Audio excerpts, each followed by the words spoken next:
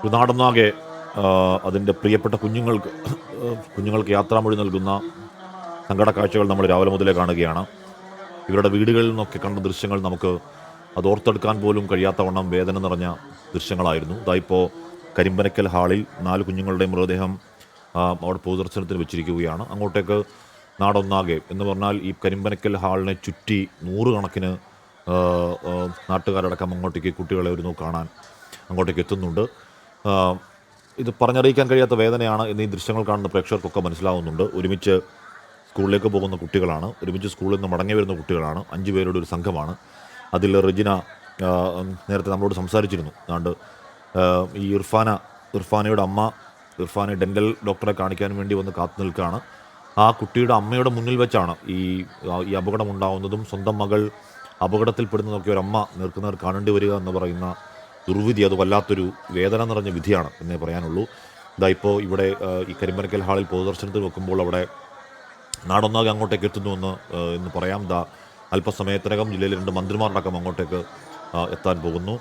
10 കബറടക്കം എന്നുള്ളതാണ് ഇപ്പോൾ തീരുമാനിച്ചിരിക്കുന്നത്. പക്ഷേ ആ സമയക്രമം പാലിക്കാനാകുമോ എന്നറിയില്ല. കാര്യം ഇപ്പോഴും അവരുടെ വീട്ടിലാവട്ടെ ഈ ഓഡിറ്റോറിയത്തിലാവട്ടെ ഇതിൻ്റെ ഞെട്ടലിൽ ഇതിൻ്റെ വേദനയിലൊക്കെ നിൽക്കുമ്പോഴും ആ കുട്ടികളെ ഒരു നോക്ക് കാണണം എന്ന നിർബന്ധത്തിൽ നാടൊന്നാകെ അങ്ങോട്ടേക്ക് എത്തുമ്പോൾ ഈ 10:30 എന്ന സമയക്രമം പാലിക്കാൻ കഴിയുമോ എന്ന കാര്യം അറിയില്ല. നിഖിൽ പ്രമേഷും സൂരജ് സജിയുമുണ്ട്.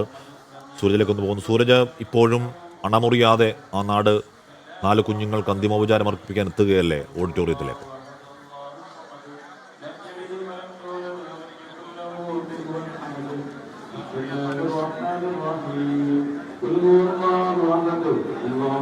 ഹാഷ്മി, ഒരു നാടാകെ അന്ത്യയാത്ര നൽകാൻ വേണ്ടി ഈ കരിമ്പനക്കൽ ഓഡിറ്റോറിയത്തിലേക്ക് ഒഴുകി എത്തുകയാണ്. കിലോമീറ്ററുകൾ നീളത്തിലാണ് നിലവിൽ ഈ ക്യൂ തന്നെ നീണ്ടിരിക്കുന്നത്. വലിയ ഓഡിറ്റോറിയമാണ്. ഇതിന് ചുറ്റി വളഞ്ഞാണ് നിലവിൽ ഈ പൊതുദർശനം കാണാൻ എത്തുന്നവർക്ക് വേണ്ടിയുള്ള ക്യൂ. അത് റോഡിലേക്കടക്കം നീണ്ടിരിക്കുന്നു എന്നുള്ളതാണ് നമുക്ക് ദൃശ്യങ്ങളിൽ തന്നെ വ്യക്തമാണ്.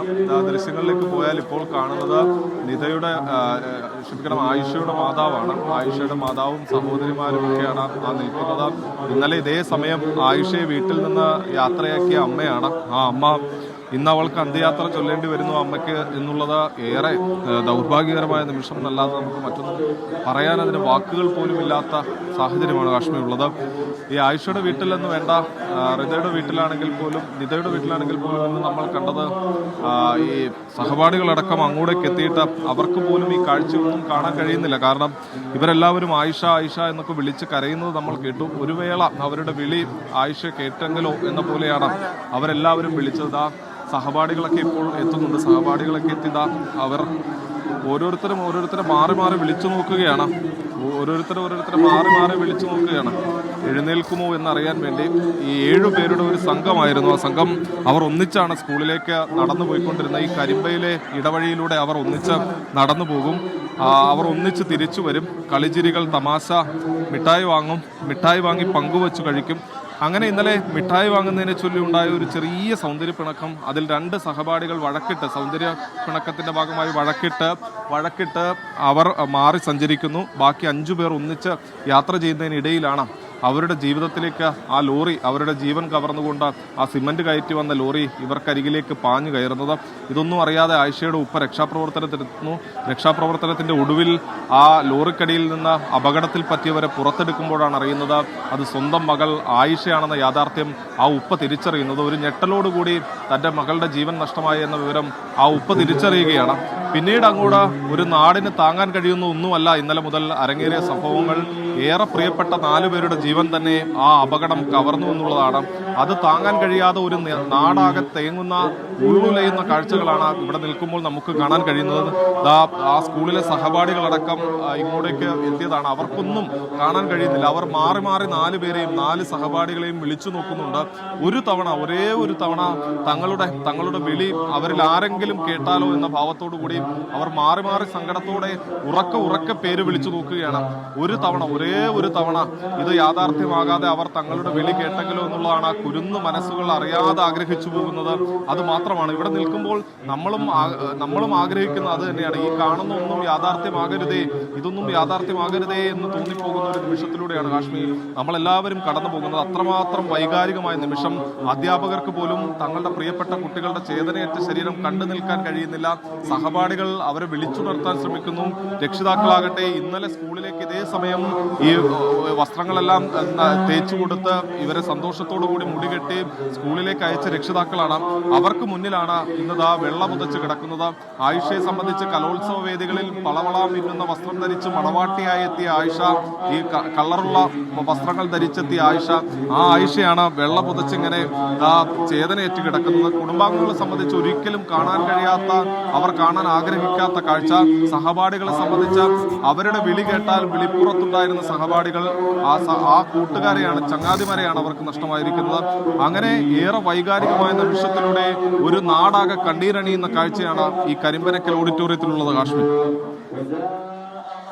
അത് തന്നെയാണ് ഇപ്പോൾ സൂരജ് പറഞ്ഞതുപോലെ ആ സങ്കടക്കടൽ, അത് ആ കാഴ്ച നമ്മൾ കണ്ടുകൊണ്ടിരിക്കുന്നു. ഇപ്പോൾ ഈ 4 പേർക്കും വിട ചൊല്ലുകയാണ് ആ നാടൊന്നാകെ. ഏറ്റവും പ്രധാനപ്പെട്ടത് നമ്മൾ നേരത്തെ കണ്ട ആ കാഴ്ച തന്നെയാണ്. സഹപാഠികൾക്ക് ഈ വേർപാട് അത് സഹിക്കാൻ കഴിയുന്നതിലും അപ്പുറമാണ്. ഇന്ന് ഒരുമിച്ചിരുന്ന് പരീക്ഷ എഴുതേണ്ട 4 പേർ അവർക്കൊപ്പം ഇല്ല എന്ന യാഥാർത്ഥ്യം അവർക്ക് ഉൾക്കൊള്ളാൻ കഴിയുന്നില്ല. ഇന്ന് പരീക്ഷയ്ക്ക് സമയമാകുന്നു, പക്ഷേ തങ്ങളുടെ 4 പേർ സുഹൃത്തുക്കൾ, സഹപാഠികൾ അവരിന്ന് നമുക്കൊപ്പം പരീക്ഷ എഴുതാനില്ല എന്ന് അവർ തിരിച്ചറിയുന്നു. സ്കൂളിലേക്ക് പോകേണ്ടതിന് പകരം അവരുടെ അന്ത്യയാത്രയ്ക്ക് അവർക്ക് അവസാനമായി വിട പറയാൻ പോകേണ്ടി വരുന്ന ആ ദൗർഭാഗ്യം ആലോചിച്ചാണ് അവർ ഇപ്പോൾ വിരുമ്പുന്നത്. ഓരോരുത്തരും അവിടെ എത്തുന്നു. അവർ തൊട്ടടുത്ത വീട്ടുകാരാണ്, അതുകൊണ്ട് തന്നെ ഇതൊരു കുടുംബം പോലെ കഴിയുന്നവരാണ് ഈ 4 പേരും എന്ന് ഉറപ്പായി നമുക്ക് പറയേണ്ടിയിരിക്കുന്നു. കാരണം അവിടെ വരുന്ന ഓരോ നാട്ടുകാരൻ്റെയും ഒപ്പം മറ്റ് പ്രദേശങ്ങളിൽ വരുന്നവരൊക്കെ മനസ്സിൽ അതുണ്ട്, അവർ തേങ്ങുന്നുണ്ട്. ഈ സങ്കടം, ഈ ചേതനേറ്റ് കിടക്കുന്ന 4 കുഞ്ഞുങ്ങളുടെ ഈ ശരീരം കാണുമ്പോൾ മറ്റൊന്നും കാര്യങ്ങൾ അവർക്ക് പറയാൻ കഴിയുന്നില്ല. ആ വേർപാട് സഹിക്കാൻ കഴിയുന്നില്ല, പൊട്ടിപ്പോകുന്നു. അവിടെ എത്തുന്ന സ്ത്രീകളടക്കം നമ്മൾ ആ കാഴ്ചകൾ തത്സമയം കാണുകയാണ്. പലരും അവരുടെ ബന്ധുക്കളാണ്, അടുത്ത ബന്ധുക്കളാണ്. ഈ അജ്ന എന്ന് പറയുന്ന ഈ 5 പേരിൽ ഇന്നലെ അപകടത്തിൽപ്പെട്ട 5 പേരിൽ രക്ഷപ്പെട്ട കുട്ടിയാണ് അജ്ന വളരെ കൃത്യമായി അപകടത്തെക്കുറിച്ച് പറയുന്നുണ്ട്. കൺമുന്നിലാണ് 4 പേരെയും എനിക്ക് നഷ്ടമായത് എന്ന് പറയുന്നു.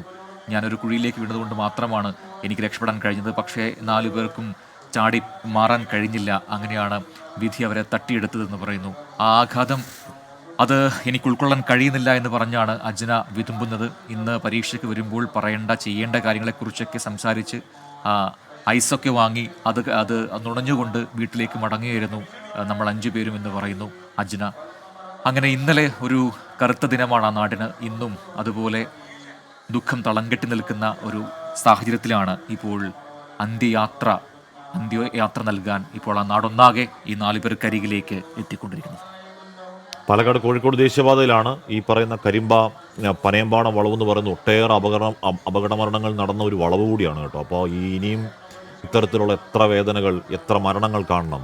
ആ പറയുന്ന അവിടുത്തെ മേഖലയിലെ അശാസ്ത്രീയ നിർമ്മാണം അല്ലെങ്കിൽ ആ മേഖലയുടെ അപകടത്തിന് കാരണമായത് എന്താണ് എന്നത് പരിഹരിക്കാൻ ഇനിയും ഇത്തരത്തിലുള്ള എത്ര നിസ്സഹായമായ നിലവിളികൾ കാണണം അധികൃതർക്ക് എന്നൊരു ചോദ്യം അവിടെയുണ്ട്. ആ ചോദ്യം ചോദിക്കേണ്ട സമയം ഇപ്പോഴല്ല, കുറച്ചുകൂടി കഴിഞ്ഞാണ് എന്നുള്ള കാര്യം. പക്ഷേ ആ ചോദ്യം ഉച്ചത്തിൽ ഉയരും. ഈ 4 കുഞ്ഞുങ്ങളുടെ മരണത്തിന് കാരണക്കാരാരാണ്? ഈ കണ്ണുനീരിന്, ഈ പറയുന്ന ഈ മാതാപിതാക്കളുടെ ഈ പുത്രദുഃഖങ്ങൾക്ക് കാരണം ആരാണ്? ഈ സ്കൂളിൻ്റെ ഈ വേദനയ്ക്ക് യഥാർത്ഥ കാരണക്കാരാരാണ് എന്നൊരു ചോദ്യം ഉറപ്പായും ഈ സങ്കട മണിക്കൂറുകൾക്ക് ശേഷം ഉച്ചത്തിൽ മുഴങ്ങേണ്ടതാണ്. ഇപ്പോൾ ആ സ്കൂളിൽ ഈ സമയം സ്കൂളിലേക്കൊക്കെ എത്തേണ്ട കുട്ടികളാണ്. ഇന്നിപ്പോൾ അവിടെ ഹിന്ദി പരീക്ഷ ഒക്കെ തുടങ്ങാൻ സമയമായിട്ടുണ്ടാവണം. ഇന്നിപ്പോൾ അവിടുത്തെ പരീക്ഷകളൊക്കെ സ്കൂളിൽ മാറ്റിവെച്ചു. 4 കുഞ്ഞുങ്ങൾ പോയിട്ട് എന്ത് പരീക്ഷ? അപ്പോൾ അവിടെ നാട് യാത്രാമൊഴി നൽകുകയാണ്. കരിമ്പ വാഹനാപകടത്തിൽ മരിച്ച പെൺകുഞ്ഞുങ്ങൾക്കാണ് നാടിൻ്റെ കണ്ണീർ പ്രണാമം. ഇപ്പോൾ കരിമ്പനക്കൽ ഹാളിൽ പൊതുദർശനത്തിൽ വെച്ചിരിക്കുകയാണ്. നാടും വീടും സ്കൂളും എല്ലാവരും അങ്ങോട്ടേക്ക്, ആ നാടൊന്നാകെ ഈ കരിമ്പനക്കൽ ഹാളിലേക്ക് തന്നെ എത്തുകയാണ്. ബന്ധുക്കളും നാട്ടുകാരും മാത്രമല്ല, സമീപ പ്രദേശങ്ങളിൽ നിന്ന് വരെ ഈ കുഞ്ഞുങ്ങളെ കാണാൻ ആളുകൾ അന്തിമോപചാരം അർപ്പിക്കാൻ അങ്ങോട്ടേക്ക് എത്തുന്നു. ബന്ധുക്കൾ അങ്ങേയറ്റം തകർന്നു നിൽക്കുന്നു. നേരത്തെ ആയിഷയുടെ അമ്മയെയും ആയിഷയുടെ സഹോദരിമാരെയും ഒക്കെ നമുക്ക് കണ്ടിരുന്നു. അത് കണ്ടിരിക്കാൻ കഴിയുന്ന കാഴ്ചകളല്ല.